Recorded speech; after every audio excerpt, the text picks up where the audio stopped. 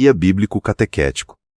Pergunta: entre a morte de Jesus e sua ressurreição, ele foi ao inferno resgatar almas? Que a paz de Cristo esteja com você. É uma alegria poder esclarecer essa dúvida tão profunda sobre o mistério da nossa fé. Sim, de acordo com a doutrina católica e a tradição apostólica, entre a sua morte e ressurreição, Jesus desceu à mansão dos mortos. No entanto, é importante entender o que a Igreja quer dizer com o termo inferno, nesse contexto específico. Então vamos nos aprofundar neste assunto em nosso podcast de hoje. Imaginemos a seguinte situação. Alguém vive uma vida de, profunda justiça. Sabe? O famoso cidadão exemplar. Isso. Uma figura lendária de bondade, que dedicou cada respiração para fazer o que é certo, liderando multidões, inspirando gerações. É o tipo de pessoa que, para nós, tem o melhor lugar garantido, né? Com certeza. Mas aí, no fim de tudo, após a morte, essa pessoa chega aos portões da eternidade esperando a recompensa máxima e dá de cara com uma placa de fechado. Nossa, a porta tá trancada. Exatamente. E o pior, descobre-se que a espera do lado de fora não vai durar dias ou meses, mas séculos. Milênios numa escuridão silenciosa. É pesado. E segundo uma tradição antiquíssima, foi exatamente isso que aconteceu com algumas das maiores figuras da história da humanidade. É um cenário que, instintivamente choca a nossa noção moderna de justiça e de recompensa. Choca muito. Soa quase cruel, não é? Pois é, e é justamente essa tensão, esse aparente paradoxo que torna a nossa investigação de hoje tão fascinante. E é o ponto de partida perfeito para a nossa análise, porque hoje nós temos em mãos um documento muito intrigante para quem nos acompanha.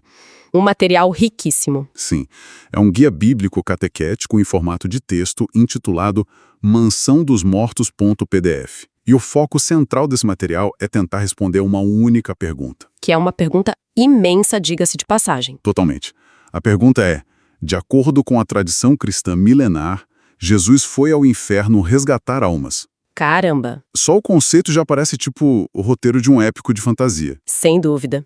Mas a nossa missão aqui na nossa exploração de hoje não é debater visões sobre o fim do mundo, né? Nem pregar sobre enxofre ou punições. Claro, claro. O nosso objetivo é puramente investigativo. Exato. Nós vamos tentar dissecar as engrenagens teológicas de uma das expressões mais antigas e complexas e francamente mais mal compreendidas da tradição apostólica e da doutrina. Que é a ideia da descida à mansão dos mortos. Isso, aquele espaço em branco, sabe? Aquele silêncio histórico entre a crucificação na Sexta-feira Santa e a ressurreição no domingo. Certo. Vamos desempacotar isso, porque antes de entrarmos na mecânica desse resgate, a gente precisa limpar o terreno. Com certeza. Porque a palavra inferno carrega uma bagagem cultural pesadíssima para nossa audiência hoje. Ah, sem dúvida. É instantâneo. Quando a gente escuta essa palavra, a imagem mental imediata provavelmente envolve chamas, demônios com forcados, a condenação eterna. É a influência da cultura pop, né? Obras como a de Dante Alighieri nos condicionaram a imaginar a Gehenna, o lugar do tormento absoluto. Pois é. Então, quando o documento diz que Jesus foi para o inferno, a nossa mente automaticamente projeta uma espécie de invasão tática no pior lugar do universo. Tipo um filme de ação. Exato.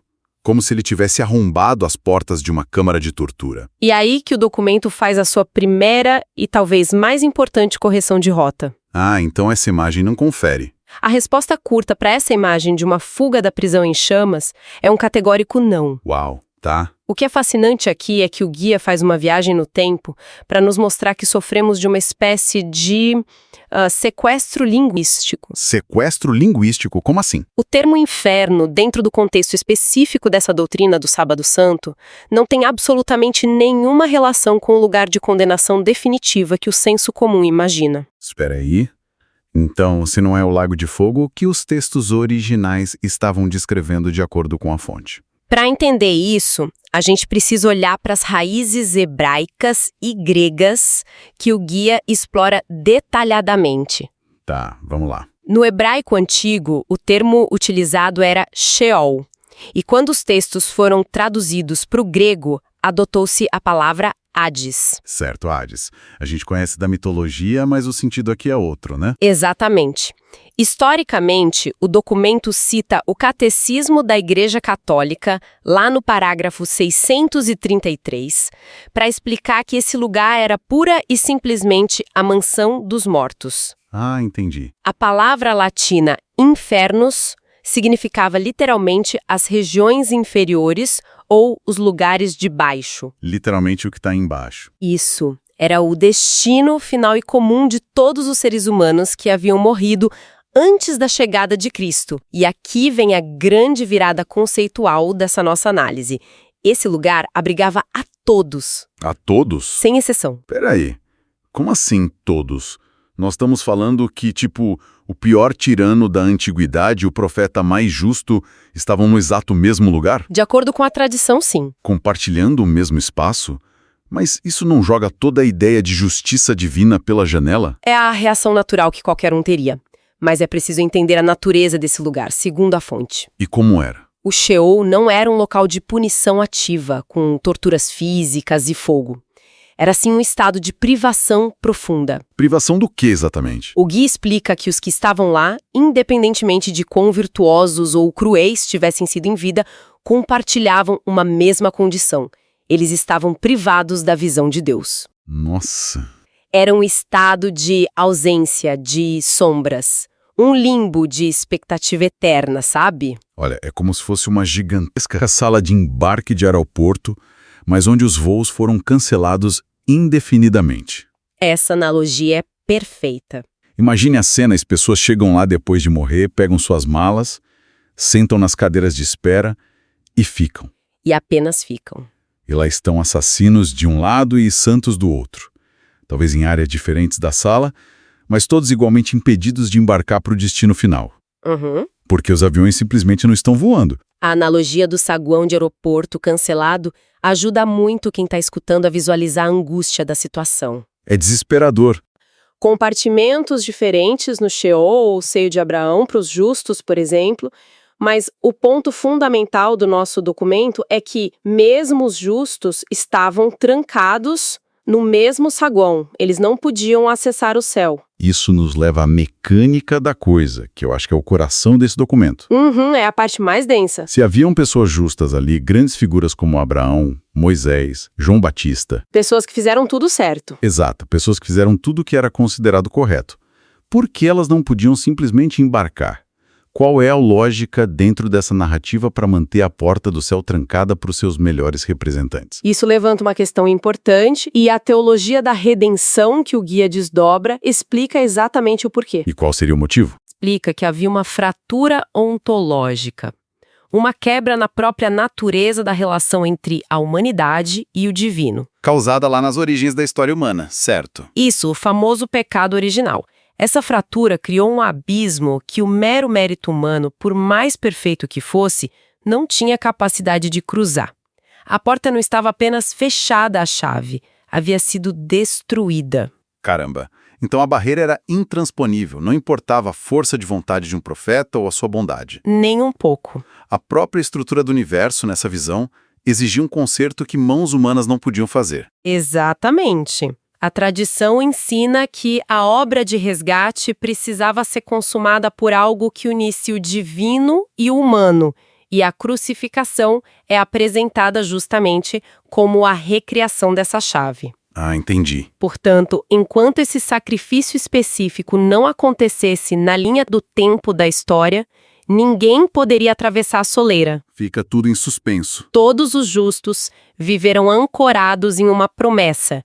Eles tinham a passagem na mão, tinham a esperança, mas a rota ainda não existia. Eles esperavam a chegada daquele que finalmente reabriria o caminho. É uma carga psicológica brutal se pararmos para pensar no peso do tempo. Muito pesada. Imaginemos a perspectiva de alguém como Abraão. Ele obedece, funda uma nação, morre e então passa milênios nesse saguão sombrio. Ele sabe que a promessa é real. Mas o tempo passa, né? Os séculos se acumulam e a porta continua fechada. E é justamente aqui que o documento detalha o que Jesus foi fazer lá embaixo. E o guia é bem específico sobre a natureza dessa missão. Sim, O texto é claríssimo ao afirmar que não foi uma anistia geral. Ele não abriu a porta do aeroporto e disse, olha, todo mundo está livre, peguem o primeiro voo. Não, de forma alguma. O guia diz que ele não desceu para libertar os condenados que rejeitaram o bem. Foi uma operação cirúrgica. Uma nessa. missão de resgate milimetricamente focada. E o documento não está tirando essa ideia do ar, ele se ancora em bases textuais sólidas. Quais textos a fonte cita para apoiar isso? O guia cita, por exemplo, a primeira carta de Pedro. Capítulo 3, os versículos 18 e 19 afirmam que Cristo foi morto na carne, mas vivificado no espírito. Certo. E é nesse estado espiritual que ele vai, e aqui vem a citação exata, pregar aos espíritos em prisão. Espíritos em prisão. Essa escolha de palavras é muito forte. Bem intensa. E reforça o que estávamos dizendo, tipo, mesmo para os bons, mesmo para os justos, a morte antes desse evento era vivida como um cativeiro. Não era um descanso tranquilo num jardim. Não. Era um confinamento forçado. E a chegada dele à mansão dos mortos é o ponto de ruptura desse confinamento. O catecismo reforça que a missão era estritamente anunciar que a barreira havia caído. A espera finalmente terminou. O resgate era para levar a boa nova aos patriarcas, profetas e justos que o tinham precedido. A mensagem era simples, a chave foi forjada, a espera acabou. É aqui que a coisa fica realmente interessante para a nossa análise. Com certeza. Porque se olharmos de longe, a história cristã pode parecer apenas a trajetória de um carpinteiro na Judéia do primeiro século, que foi morto por razões políticas e religiosas. E depois voltou à vida. Sim, mas quando se entende a mecânica dessa descida aos infernos, a magnitude do evento explode. Muda tudo. Não estamos mais falando de uma vitória local ali em Jerusalém. O guia nos mostra que, segundo a tradição, foi um evento de impacto retroativo absoluto. Ele mexe com o passado. A ação na cruz rompeu as barreiras do tempo, desceu até a base da existência humana e destrancou o passado inteiro. Se conectarmos isso com um panorama maior, é uma reorganização cósmica. O documento até cita o livro do Apocalipse, capítulo 1, versículo 18. O que diz lá? Diz que o Cristo ressuscitado detém as chaves da morte e do Hades. Ele não agiu como um prisioneiro que escapou furtivamente de uma cela. Ele arrombou de vez. Mais do que isso, ele entrou na fortaleza da morte, desfez as trancas de dentro para fora e confiscou as chaves do carcereiro. É uma declaração de autoridade total sobre o destino humano. E eu quero focar agora em como o documento ilustra tudo isso, porque a fonte nos traz um texto de apoio que é de arrepiar. Ah, eu sei de qual texto você vai falar. Para tentar colocar em palavras algo tão colossal, o guia apresenta um trecho da chamada Antiga Homilia do Sábado Santo. Lindo esse texto. É um documento da Igreja Primitiva que tenta descrever exatamente a atmosfera desse momento intermediário. E, honestamente, é de uma riqueza cinematográfica absurda. É, talvez, uma das peças literárias mais bonitas da teologia antiga. A homilia começa descrevendo uma quietude aterradora no mundo dos vivos. Como o texto descreve isso? O texto diz: um grande silêncio reina hoje sobre a terra. Um grande silêncio e uma grande solidão. O rei dorme. Uau! A imagem é de um universo que prendeu a respiração. A criação física está paralisada, de luto, porque o Deus encarnado está morto. Mas o brilhantismo do texto está no contraste que ele constrói logo em seguida. Exato, porque enquanto a superfície está mergulhada em silêncio e paralisia, o submundo está testemunhando o maior abalo sísmico da sua existência. Tudo acontecendo ao mesmo tempo. A ação não acabou na cruz, ela apenas mudou de cenário e foi para os bastidores. Perfeito. A homilia continua narrando que Deus, no Espírito, despertou a mansão dos mortos. E a razão específica dessa descida é onde a teologia se torna poesia pura. Essa parte me pegou de surpresa. O texto antigo foca a missão inteira não em uma multidão sem rosto, mas em uma busca extremamente pessoal. Diz que ele desce para procurar Adão, o nosso primeiro pai, como a ovelha perdida. Isso me impressionou profundamente na leitura. A escolha de Adão. É muito específico, né? Muito. É o fechamento de um arco narrativo que durou a história inteira da humanidade. Pensemos na genialidade literária e simbólica disso. A narrativa do problema começou lá no Gênesis. Com a queda. Exato, com a queda do primeiro ser humano, criando aquela fratura que trancou a porta do céu. E agora o resgate não vai apenas consertar a porta e esperar que as pessoas passem. Ele vai atrás da raiz. Ele atravessa os milênios, passa por reis, por profetas, pelas multidões de almas acumuladas no Sheol, desce até o ponto mais profundo da história humana, o epicentro da primeira falha, encontra o primeiro homem e diz: acabou. Eu vim te buscar pessoalmente. E é monumental, porque essa imagem de Adão não é apenas sobre um personagem histórico ou mitológico, sabe? Sim, tem um peso maior. Adão representa toda a condição humana. Ele personifica a ansiedade universal que todos nós carregamos, o terror de que as nossas falhas sejam definitivas, o medo da morte, do esquecimento, de ficarmos presos no escuro. Quando a tradição descreve o encontro com Adão, ela está afirmando que a redenção penetra nas raízes mais profundas do desespero humano. É uma ressignificação total da morte, então. Isso. A descida à mansão dos mortos é a invasão da luz no território onde antes só imperava a matemática fria e absoluta da morte. Não há abismo humano que a operação de resgate não consiga alcançar. Então, o que tudo isso significa no fim das contas? Fizemos um caminho e tanto hoje, não é? Com certeza. Começamos a nossa investigação tentando entender um conceito que parecia sombrio e punitivo. A tal descida ao inferno. Estávamos armados com imagens de fogo e tortura. O que é super comum. Mas, ao dissecar o guia, descobrimos um mecanismo completamente diferente. O que parecia uma visita a uma masmorra revelou-se, na verdade, uma incursão no Sheol, na gigantesca sala de espera cósmica da humanidade. E uma sala de espera para todos. Exato.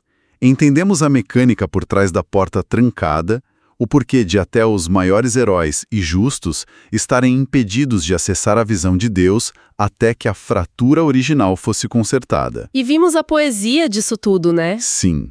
Mergulhamos na beleza dramática de uma narrativa onde a solução do problema exige que o resgatador desça às maiores profundezas do silêncio humano para encontrar a primeira das ovelhas perdidas. É uma história riquíssima. É uma prova, dentro do próprio sistema de crenças que analisamos, de que a vitória sobre o tempo e a morte não deixou ninguém esquecido no escuro. E para quem nos escuta e talvez se questione sobre o valor prático de debater doutrinas antigas hoje em dia, a grande chave aqui é sobre como escolhemos enxergar a nossa própria herança histórica e textual. Por que isso importa hoje? É muito comum, na correria do mundo moderno, tratarmos esses documentos teológicos como cartilhas empoeiradas, cheias de regras ultrapassadas, sabe? Sim, a gente tende a descartar o que é antigo. Mas investigações detalhadas, como a que fizemos hoje, provam o oposto.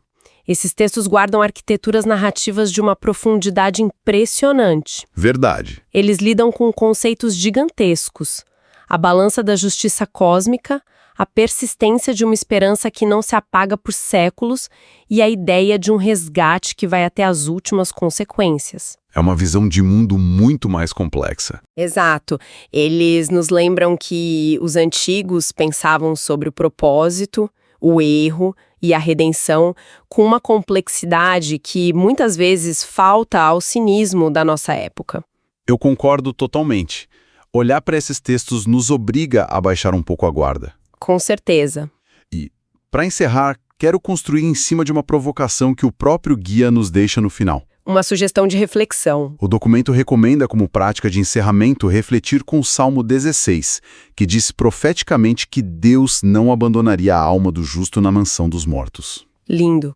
Isso me remete diretamente àquela imagem esmagadora da antiga homilha, o grande silêncio que pairava sobre a terra durante o Sábado Santo.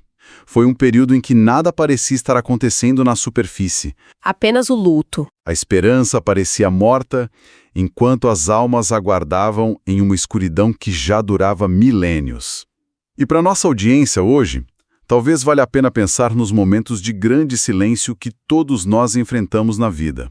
Aquelas pausas dolorosas. Aquelas fases de longa espera no escuro, onde o cenário parece estático, os planos não andam, e a sensação que fica é a de estar preso em uma eterna sala de espera sem perspectiva de embarque. É uma sensação angustiante. Mas, se a estrutura épica dessa tradição milenar nos mostra que até as figuras mais colossais da humanidade tiveram que aguardar pacientemente na penumbra do show, pelo seu momento de resgate, talvez o nosso silêncio e a nossa espera não sejam, de forma alguma, sinônimos de abandono ou de esquecimento.